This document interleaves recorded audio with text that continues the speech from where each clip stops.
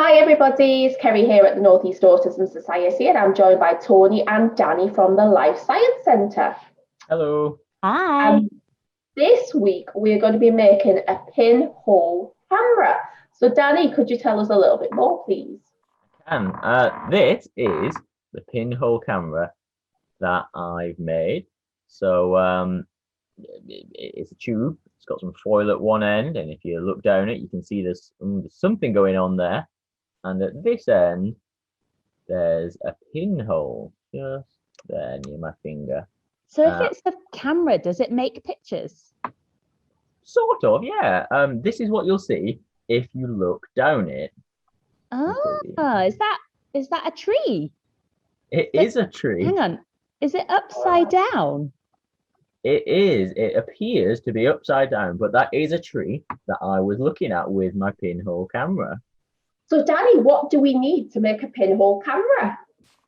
You will need a toilet roll tube.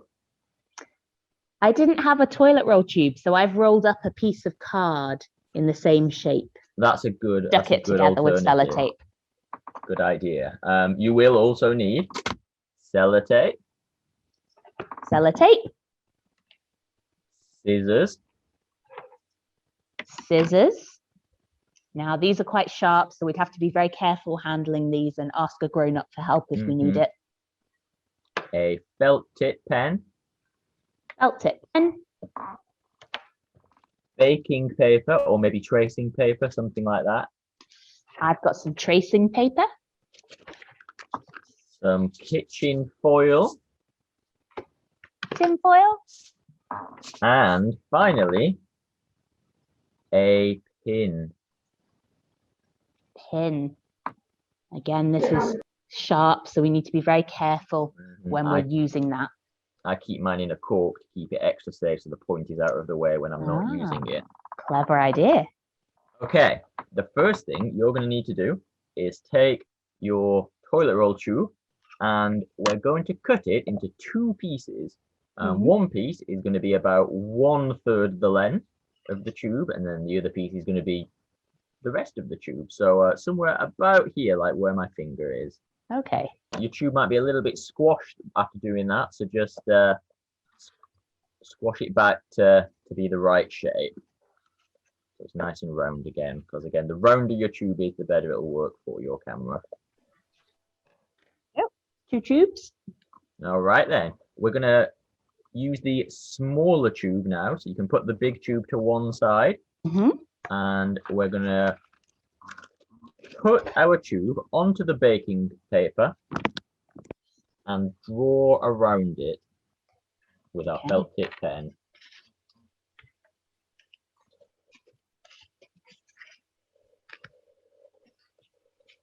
Now it's worth noting that some felt tip pens have quite strong smells as well, so that's something to be aware of. And once you've drawn around your tube, we're going to keep our pen. Looks good, Tony. And we're going to add some square flaps at the kind of quarter point of our circle that we've drawn. So it'll look something like this. And this is going to be useful for sticking it down in a little bit. Okay, there you go. Looks good. So now we need to cut it out.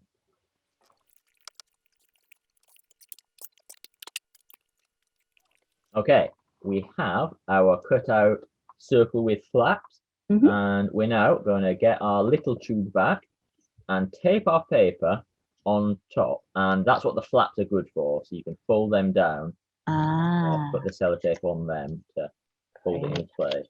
I might fold them before I put them on top, actually. That's a good idea.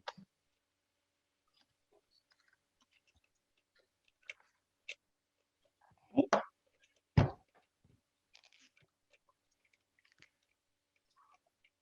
And you want to seal this as well as you can, so that the paper and the tube are lined up. Because the better that is lined up, the better your camera will work later. So there won't be as much light getting in or escaping down the sides, I should say.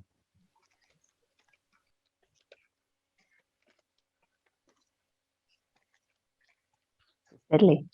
It is a little bit fiddly, so you just take your time. Okay.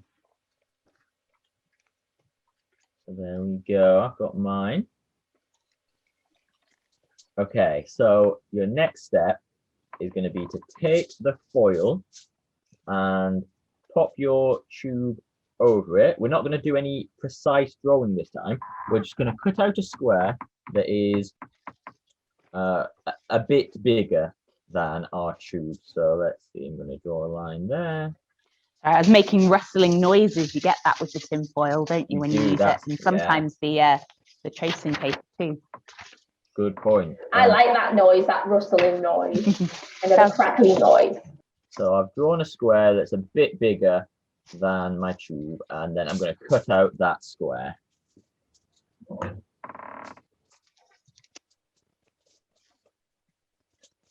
Now, the important thing when you're doing the steps with the foil is that you keep it as flat and smooth as possible, because it'll make the camera work better if there aren't any wrinkles or bumps in it. Probably shouldn't have done all that crinkling of the foil. This bit's flat. It's a bit more of a rectangle. Does that matter? I think that should be okay.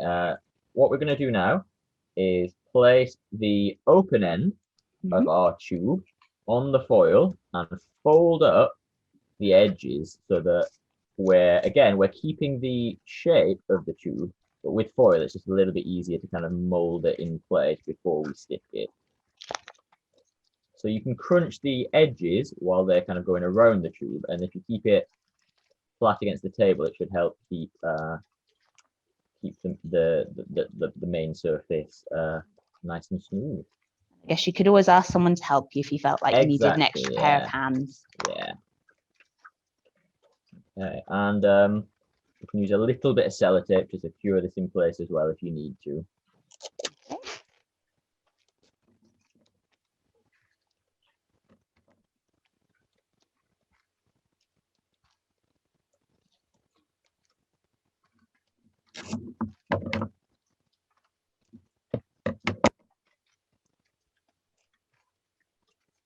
Okay, we've got our paper side and we've got our foil side, and this is the main part of the camera that does the work, but we still need our eyepiece to look down, and that's where the bit of tube that we cut off earlier comes into use. What we're going to do is line it up with the paper end, so the paper end is there, put it on top of there and tape it in place to secure it.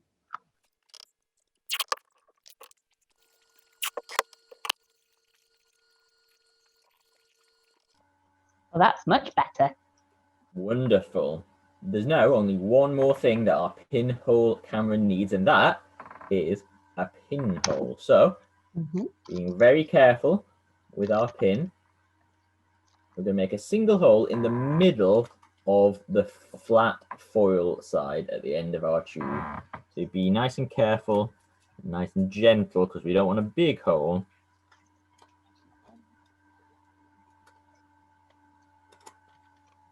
There we go.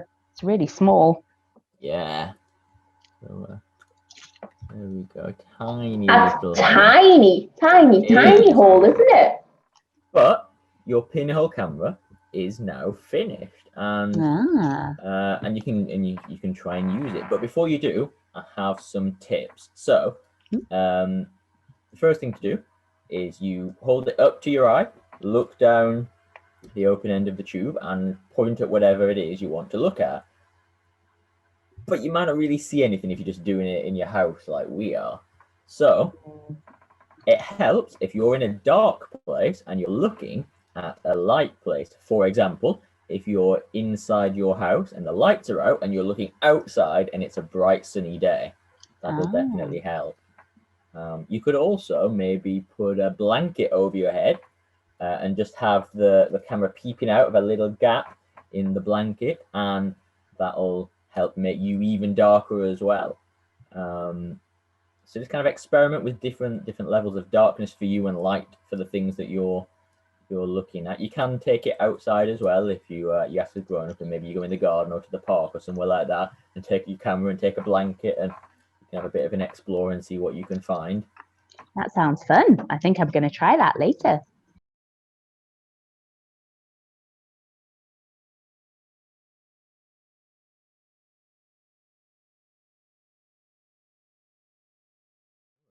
There's one thing I still don't understand. Why does it look upside down? Oh, that is a very good question.